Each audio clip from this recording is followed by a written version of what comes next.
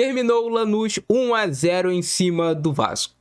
Mais uma derrota do Vasco, é a quarta derrota consecutiva. O Vasco chega a 9 jogos sem vitória e é um momento muito delicado, um momento muito complicado para o Vasco na temporada. É um momento onde nada dá certo no time do Vasco. Hoje tivemos a estreia de um novo treinador. Fernando Diniz assumiu o comando técnico do time do Vasco e percebemos que o Diniz conseguiu implementar um pouco da sua filosofia de jogo, conseguiu ali, claro, muito por meio da conversa. Ele deu somente um treino para os jogadores, mas muito por meio da conversa, por meio de vídeo, mostrar o que ele pensa de futebol para os jogadores do Vasco e tentar, fazer os jogadores do Vasco terem coragem para executar o seu estilo de jogo. Mas a gente viu em muitos momentos como o time do Vasco precisa de treinamento e precisa de mais coragem ainda para jogar.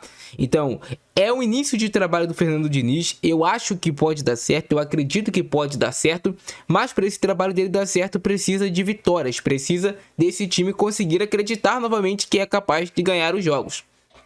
A gente viu nos primeiros 15 minutos de jogo com o time do Vasco controlando a partida, conseguindo manter mais a posse de bola, o pé de pressão do Vasco funcionando. Foram 15 minutos de jogo muito animadores do time do Vasco, para um time que não conseguia trocar 3 passes em velocidade. O Vasco estava conseguindo envolver a equipe do Lanús no início do jogo. O Lanús demorou a entender como o Vasco estava jogando, mas depois o Vasco acabou, eu acredito que se cansando e também perdendo um pouco da confiança os próprios jogadores durante a partida, por conta de erros técnicos individuais dos atletas. Não tem como você fazer milagre do Paulo Henrique dominar a bola e acertar o passe. O Paulo Henrique é um jogador que erra muitos passes, assim como outros jogadores do time do Vasco. E eu senti também uma falta de... verticalidade no time do Vasco. Porque quando o Vasco acelerava esse passe com verticalidade e quebrava essa primeira marcação-pressão do Lanús, o Vasco tinha o campo todo pela frente até conseguir progredir, mas estava faltando jogadores mais verticais, jogadores que fossem mais em direção ao gol com velocidade. Porque o Vasco demorava novamente, ficava moroso, e aí o Lanús fazia novamente essa recomposição em um bloco baixo de marcação. Mas quando o Vasco conseguia envolver a equipe do Lanús, conseguia sair bem do campo de defesa, conseguia chegar, se não com perigo ao campo de ataque, mas o Vasco conseguia sair dessa pressão. O Vasco conseguia ser um pouco mais perigoso do que foi em grande parte do jogo. Então, após esses primeiros 15 minutos de jogo animadores, o time do Vasco caiu em um erro muito grande. O Vasco até estava com a marcação bem encaixada ali em cima do time do Lanús. O Vasco estava marcando hoje um 4-4-2, quando decidia pressionar, a equipe do Lanús deixava o Verratti e o Coutinho mais lá na frente, formava a sua linha de 4 com o Tietê e o Hugo Moura mais por dentro, o Rayan mais aberto pelo lado direito e o Nuno Moreira mais aberto pelo lado esquerdo, e tinha a última linha defensiva. E qual era o erro do time do Vasco? O Vasco dava espaço para lançamentos do Lanús. Quando o Vasco tentava compactar essa marcação-pressão, sempre sobra um homem livre. E quem era que sobrava o homem livre? Novamente, o goleiro. E dessa vez era o goleiro do Lanús. E o goleiro do Lanús estava conseguindo encontrar alguns lançamentos para os pontas do Lanús pelo lado do campo, que tinha um jogador deles de boa estatura, que estava ganhando a maioria das bolas do lado direito em cima do Paulo Henrique.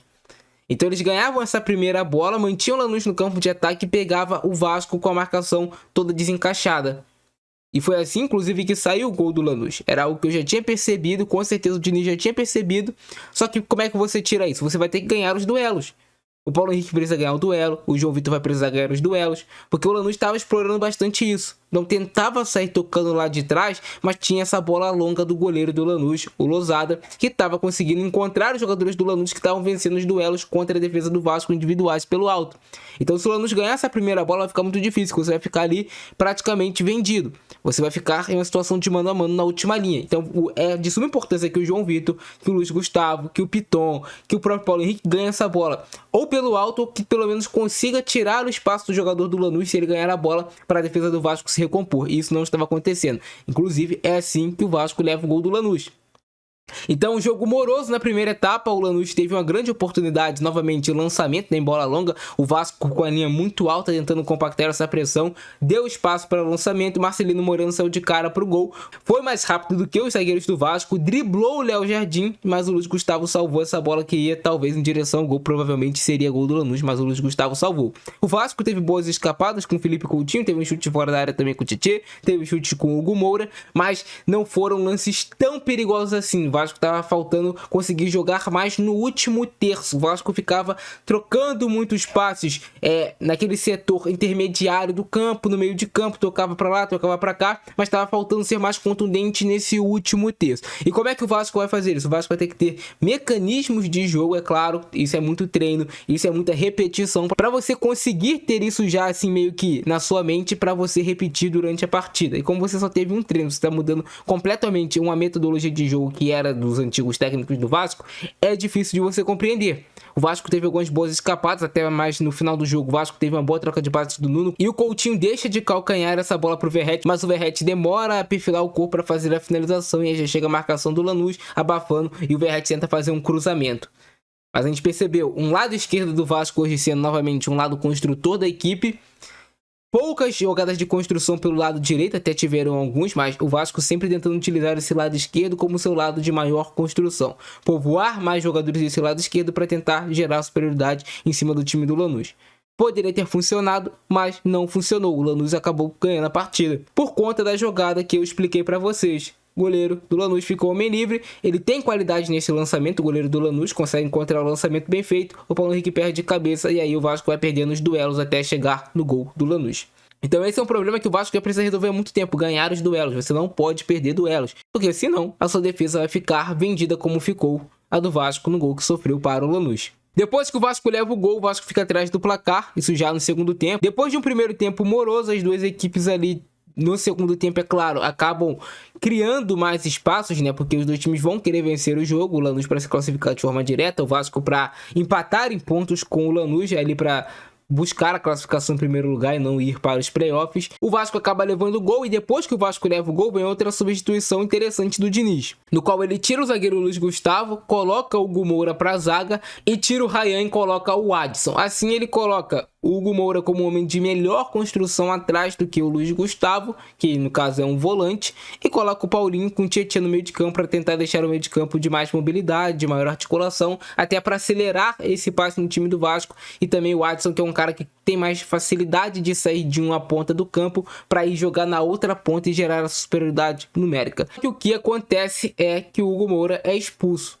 O Hugo Moura não é zagueiro, o Hugo Moura já estava com cartão amarelo, leva o segundo cartão amarelo e é expulso. O Vasco não conseguiu ser contundente no ataque com as substituições, não funcionaram e ainda acabou perdendo. O Hugo Moura expulso. E aí depois que o Hugo Moura é expulso, não tem muito o que você fazer, é só você tentar minimizar os danos, tentar não levar um placar mais largo. Depois o Diniz coloca um zagueiro, o Lucas Oliveira, na reta final do jogo. Resumo da partida: um jogo sonolento em grande parte. O Vasco deu algumas boas escapadas, alguns bons sinais de melhora da equipe, pelo menos na parte anímica e também na parte de tentar trabalhar mais a bola. Um jogo no qual o Coutinho participa mais, o Coutinho abaixa muito para receber essa bola e muitas vezes ser o primeiro construtor dessas jogadas. E o Vasco tentando ter mais a posse de bola. Só que essa posse de bola precisa ser contundente, se transformar em finalizações. Mas tudo isso é um trabalho a ser desenvolvido. O problema é, o Vasco não tem tempo para esse trabalho ser desenvolvido. Final de semana já tem um jogo contra o Fortaleza. Jogo que o Vasco tem que ganhar de qualquer forma. Não é jogar bem, não é jogar mal, é ganhar do Fortaleza. De 0-0, o Vasco precisa ganhar do Fortaleza. É inegociável esses 3 pontos para o time do Vasco. E o Fortaleza é um adversário difícil, complicado, não vai vender barato, mas o Vasco precisa ganhar. No apoio da torcida em São Januário. É vencer ou vencer esse jogo. E o Vasco vai ter que ganhar do Operário, ainda vai ter que ganhar também do Melgar para se classificar pelo menos para os playoffs. O Vasco tem um jogo assim com o Melgar em São Januário. Ganhou, vai jogar pelo menos ali os playoffs. Seja quem vir da Libertadores, de acordo com o sorteio, o Vasco pode ganhar, avançar para a segunda fase ou não. Mas é a obrigação ganhar do Melgar em São Januário. O Vasco tem que ganhar do Melgar em São Januário. Mas tudo isso vem com confiança, com bons resultados e com trabalho sendo desenvolvido. O Vasco tem mais 5 jogos aí pela frente que são jogos ganháveis. Todos os 5 jogos são ganháveis. Operário, o Vasco ainda vai pegar o Fortaleza, Operário, Melgar, Fluminense e Bragantino. São 5 jogos que dá para o Vasco conseguir os 3 pontos, porque 4 desses jogos são em São Januário e 1 é no Maracanã. Então o Vasco precisa desses resultados. A gente via o Vasco construindo o jogo com mais coragem, em alguns momentos o Léo Jardim participando dessa construção, o Vasco abrindo os dois zagueiros, o Luiz Gustavo pela esquerda, o João Vitor pela direita, ainda mais quando essa bola estava saindo lá bem mesmo do campo de defesa, mas a gente via em alguns momentos também o Vasco optando pela bola longa, até pelo pouco tempo de treinamento dessa saída curta do Vasco. Tem alguns momentos o Vasco tentou, em alguns funcionou, em outros o Vasco, em um momento, né, o Vasco quase entregou essa bola com o erro do Paulo Henrique, e o Vasco em outros momentos estava buscando essa bola longa pro Verratti, que também não estava funcionando tão bem, o Verratti não estava conseguindo vencer os duelos dos zagueiros do time do Lanús, mas também, cara, é algo que muita gente fala que não, mas o Léo Jardim não jogar com os pés, pra mim, é algo que faz ele ser um goleiro abaixo dos demais. O Léo Jardim ele tem muita dificuldade em bola longa, em bola curta. Eu torço pra que ele evolua, mas é complicado, cara. Você tem um goleiro que é muito cru com os pés, como é o Léo Jardim. É complicado. Mas esse foi o resumo da partida. Eu quero saber a opinião de vocês sobre esse início do Fernando Diniz no Vasco. Gostaram, não gostaram? Eu vi coisas positivas, vi coisas negativas. É um time tentando se ajustar no meio da temporada. E o que mais faltou foi o Vasco ser agudo e conseguir pisar nesse último terço e conseguir criar as jogadas para finalizações, para marcar o gol. Você só faz gol se você finalizar pro gol. Mas é isso. Eu fico nessa. Abração do Francesco. É nóis.